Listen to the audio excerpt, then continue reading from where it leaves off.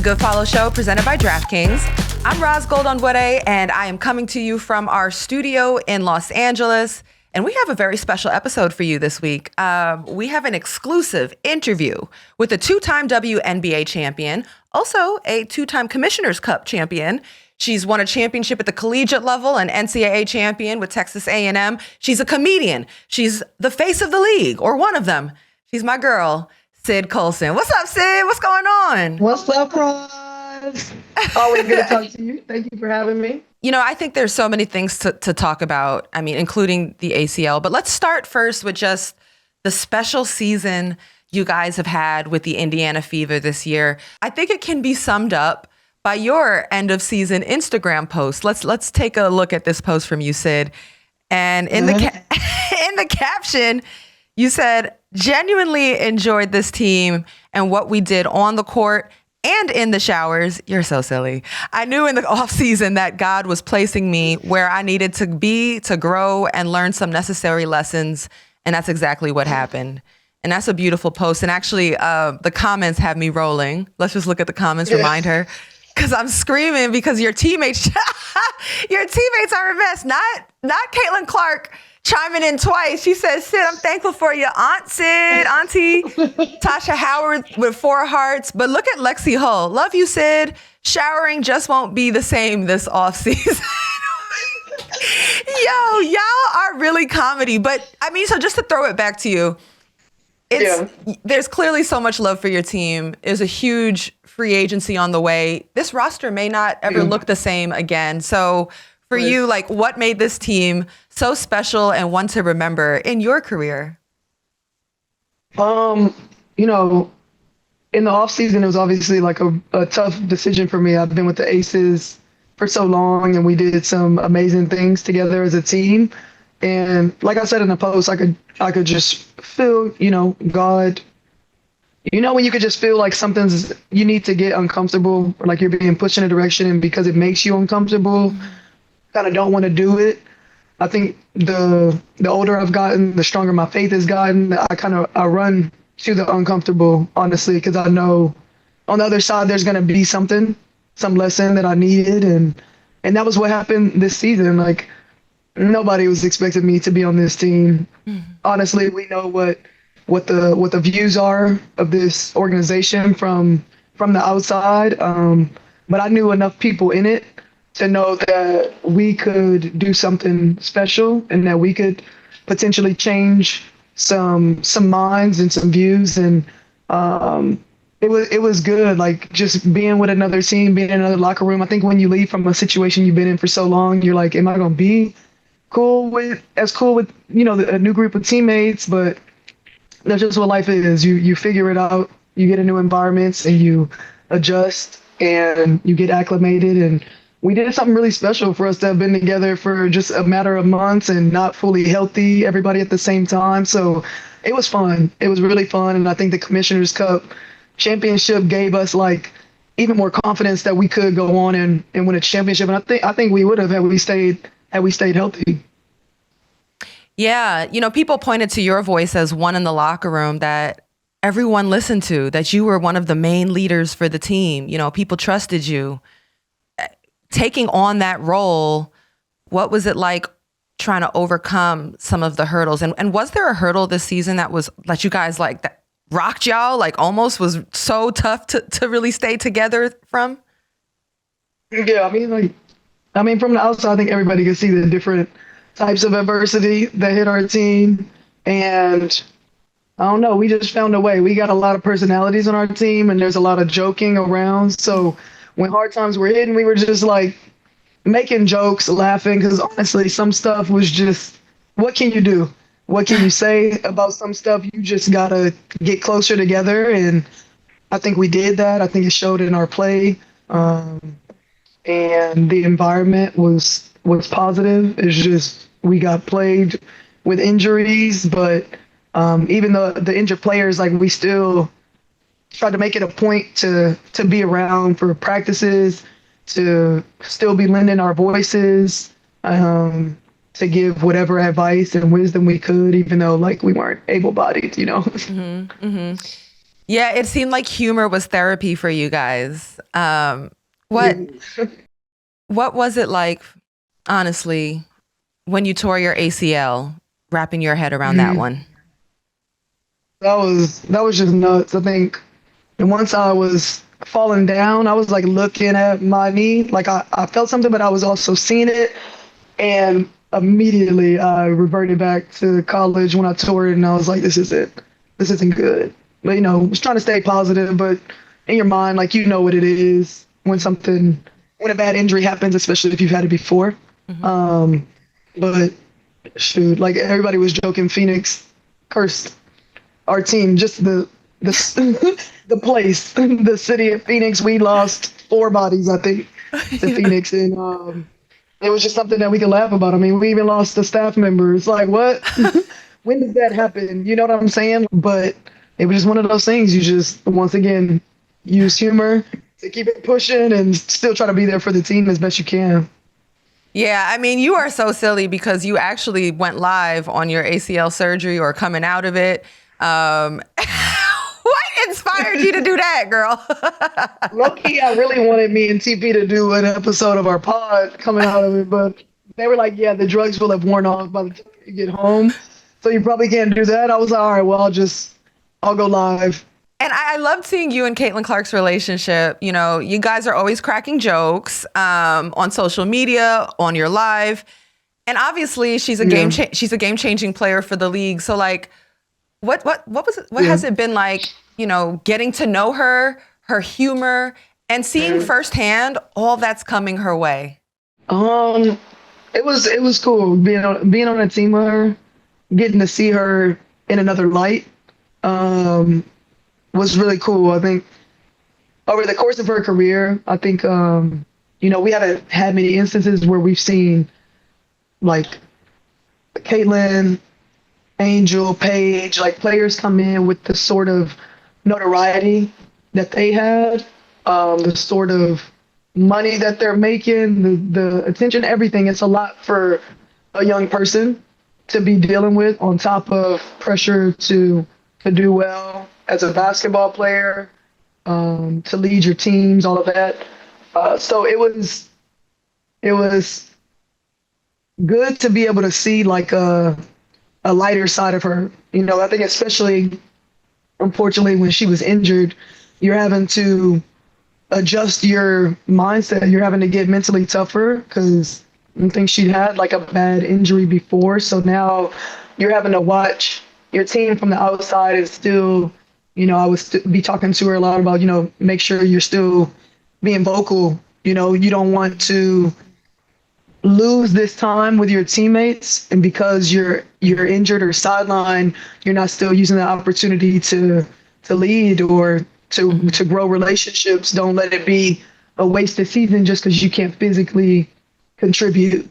And I think her desire to become a better leader and to come back, because there were times where maybe she thought she was coming back and then it wasn't happening, or another and like little thing will happen that turned into a big thing. But to see her fun side, I think that was the most important part. To see her being jovial and lighthearted and having fun with her teammates, I don't think was like a side that people saw a lot last season. And so I would just be telling her like, more of that. I'm glad she had, a veteran like you to be in her ear. And as I said, like every player on that team kept pointing to you as a voice that people listen to. But my question is, how did Stephanie White prepare you guys to keep new players were coming into the system and you kept having success? Like, I don't even know where that happens.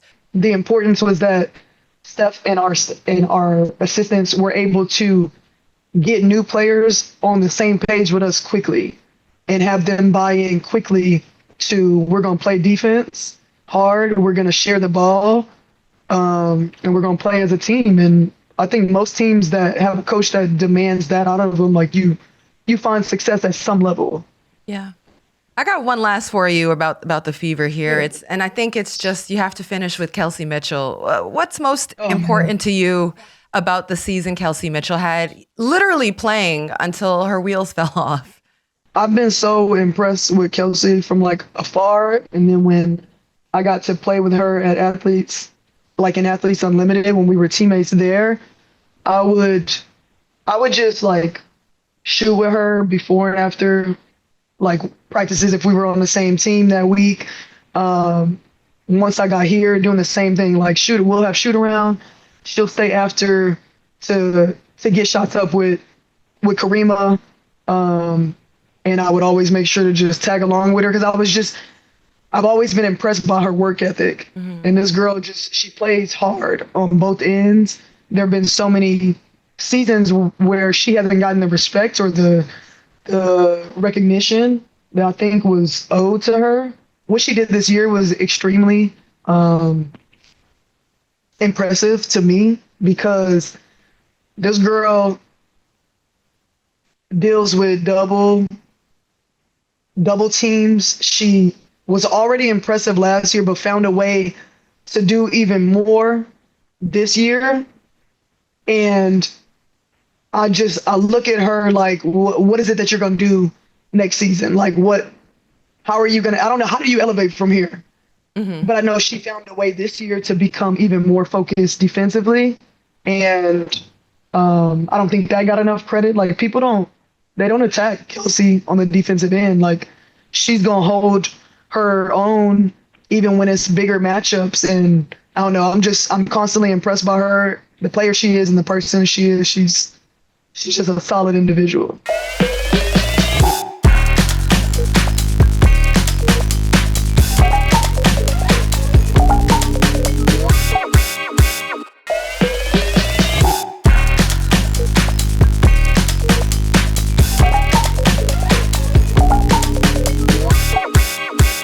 I don't think it's as well known that, your path here is hard. You've had to overcome quite a bit, to get where you're at. And there's been a lot of starts and stops or reinventions of yourself, if you will. I'm just going to point it out for those watching at home. You tore your ACL your sophomore year in college. You make it to the WNBA. You're waived by the Connecticut Sun your rookie season. Then you spend 3 years overseas. You're out the league for 3 years. And then you return to the WNBA, little bouncing around, but you stuck a bit with the San Antonio Stars for 3 years. Then after that stint, you were out of the WNBA again in 2021. Mm-hmm. You played Athletes Unlimited, which you said was helpful. And then after that, you joined the Aces and win championships with them in 2022, 2023. Mm-hmm. And now you're with the Fever, which was a big decision, an uncomfortable decision to go try a new chapter there. It's a very interesting season with highs and lows, and it ends for you with a torn ACL. So my question is, how have you had so much endurance through your career? As competitors in basketball, like we just want to play. Like if we see people playing that we played against and we battle, we're just like, oh, well, I mean, if they still playing, like for sure I can play. I just need the right opportunity. And it kept being pretty much my whole career was just need the right opportunity. And, sometimes it would work playing time wise. Sometimes it wouldn't.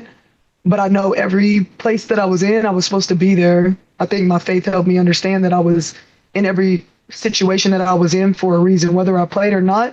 There was something to gain from that team experience. There was something to gain from someone I met, something I lost, whatever it was. There was a lesson in a lot of the stuff, and it helped me to keep my drive very high, even when I was out of the league. There were definitely times where it was tough, like being out of it, but I still had that passion even when it wasn't logical anymore. It's like, all right, you could probably call it quits around this time. And that's how I felt in 2019 when I was overseas in Poland. I was like, yeah, I'm about ready to wrap this up. I'm tired of dealing with these crazy coaches overseas. Like, I'm not making enough money for this. That 2019 season, I get to the Aces, and me and Chris Umagi, the social media person with the Aces, he's always done a phenomenal job, but he started capturing me doing the Lady Aces chant. So this was when I started getting more of a following on social media because they were seeing that, thought that was fun, yada yada. Then I go to Chicago and I get cut after the bubble season. So 2021, I'm not playing, but Athletes Unlimited starts, and that's in Vegas. Oddly enough, I have a good first year in AU. The Aces staff, like Becky would be there, Nikki was there. They offered me a training camp contract. This was the first year that Becky was going to be there, and they were saying that they were looking for, a veteran and somebody for the locker room to impact culture. And I go there. We win 2 years. We don't win in 24. I leave to come to the Fever, and obviously we know how this season went. But everything was in its timing. Like in hindsight, I understand everything clearly. Yeah. I mean, so much of that story is like, look how maybe one closed door pivoted you to the next blessing and opportunity. You know what I'm saying? You look back on that and you think about where it placed you now. Girl, you literally are one of the faces of the league, but you at one point literally was out of it, and there was not really a path to that. So what a testimony. You've defied the norm, like things that used to be reserved only for literally the superstars of the league. You are captivating. You are funny. The way people are consuming the WNBA is changing and evolving. So now, my girl, you got commercials with TJ Maxx, Ally, Deloitte, Kia, DirecTV. You're doing commercials with Diana Taurasi, Brianna Stewart, Paige Beckers. Like, how have you found your lane to crack open and break through the zeitgeist? And literally, like, it's not something funny. You are one of the faces of the league. Man, I'm me everywhere I go. I think authenticity is going to always get you where you need to be, even if it's not what you pictured. And a lot of mine just happens to be forward facing, but a lot of that can be attributed to like our showrunner, our director for the Sid and TP show. Mm-hmm. Carly, they came up with the idea for TP and I to be the faces of the league. And I remember when they pitched it to us, we were like, absolutely. Like, we love self-deprecating humor. We're totally okay with what our paths have looked like in the WNBA, because while I love basketball, it's not my everything. Like, I'm a multifaceted person. So if basketball hasn't gone the way that I thought it would go, like, that's okay. Like, I've still been in a very blessed position, and one that I'm very fortunate for. A lot of minutes are not. Like, it's been a real treat to be in the W for this long. I can't say that I expected this. So to see that really turn into us being the faces of the league, I hope that it's inspiring to people to just bet on yourself and like make yourself a brand, like be authentic, stay true to it, and like the people that are supposed to find you will find you. Yeah, and I mean, so your show that you have with TP, Teresa Plaisance, Unsupervised.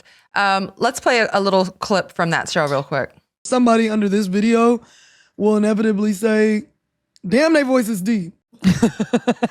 Damn them, man. And the babysitters come after them. Like, I've seen comments where like somebody's like, what's wrong with those women's voices? So at least they're acknowledging the fact that we're women. But then somebody's like, no, them ain't women. I mean, when you put yourself out there, you also put yourself out there to haters. So how do you handle that aspect of it? Oh, man, I used to just troll them back. Because, like, there's nothing that you can say about me that'll hurt my feelings. Like, I literally do not know you. And some of the responses are bots. You know, for me to get my feelings hurt about people, I got to respect you. I got to value your opinion. A lot of things go into it. So, like, you being a stranger, I could care less about you talking about how many points I score in minutes. I don't care. No, they'll see you and ask for a picture, you know? But you haven't shied away from it at WNBA All-Star in Indianapolis. Yeah. I know a goal of yours is to be a comedian, and you did it. You put yourself out there. You did a stand-up routine. So now that it's done, because you were super mysterious about it before. So now that it's done, like, what was it like to do stand-up and prepare for it and execute it? Man, it was good. I will say, like, I wish I had given more time and preparation to it. Like I had an idea and I didn't start like nearly as soon as I should have to really just like have it all memorized. But it was just good practice. It had been over 2 years since I'd done stand up. So when this opportunity presented itself, Amadi, my girlfriend, was like, you got to do it so that you hold yourself accountable to like get back to practicing. And now that the off season is here, like a couple people have asked me, so I'm like, yeah, I definitely have to go somewhere here and perform and get back into a rhythm so that I can, you know, become like a I don't want to say respected, but just somebody who's doing the work. Like you're constantly, you know, going to open mic nights or practicing your jokes. So I want to get to that point, and so that's my goal. You know, before the end of the year, to do it at least twice. You've also been a coach. You were an assistant coach at Rice University. Yeah. Like, did you enjoy that role? Could we ever see Coach Sid? So I enjoyed it so much. I think same for when I've played. I enjoy the relationship aspect of everything I do more than the like actual thing typically. So coaching was cool. It was fun. Like playing basketball is cool and it's fun, but it's the people that I get to meet and interact with and the way that human interaction, like y'all can change one another's lives just by something you say, something you do. So it was more about that, me being able to impact young women. And so if I ever got back into it, it would be, you know, because I miss being able to do that, honestly. As we come to an end here, you mentioned Amadi, Amadi Brooks, your girlfriend. Is she also your official stylist? Because she's a well-known fashion stylist. Okay. So how is she helping you put your style together and be ready to meet all of these different moments that we just described for you? She had a vision. She's like, look, if you're at the end of your career and you want to go into acting, like people need to start seeing you in a different light visually. Like they need to see you as a brand and see you, you know, we got to elevate your style. And if you look at my outfits from last year with the Aces and this year, it was such a big jump. And I think the recognition that she got, that I got, the people that were reaching out to send stuff, like she did that in a matter of months, and it was super impressive. What she shows me, I trust the vision. I let her get very creative with the things that we do. She knows that she can try stuff out. Like if it's masculine and feminine, like I'll wear it all. Like it's cool. Like let's do it. And so I think she did a really good job of letting people see like me just wear different stuff, and you know, hopefully they can see me doing that like on screen, you know. So I'm very fortunate that I have her by my side. Okay, and just words. What would you describe your style as? What would I describe my style as? I would say like versatile. I would say like what like fun, like what word? Hey, Amadi. Ron said, "Hey, Amadi." She said, "Hey, girl." Hey. Like versatile and like elevated streetwear, and like we like make stuff colorful sometimes. Okay. Like I like a lot of colors, so we'll be like outgoing. I think usually how she dresses me, it reflects my personality a lot, I think. Okay. Yeah, I'm gonna need you to also know your style. Not you needing all this help. Yeah, no, I don't know none of them words. She said, "I'm gonna need you to know your style." You're crushing it, my girl. It's really inspiring, the journey that you've been on, and we only see like the bright lights, but all that it took to get here. And I appreciate just everything you gave us today. Thank you. I love you, my girl. Thank you for having me too. Oh, it was great to catch up with Sid Colson of the Indiana Fever. That'll do it for this episode of Good Follow. We'll catch you next time.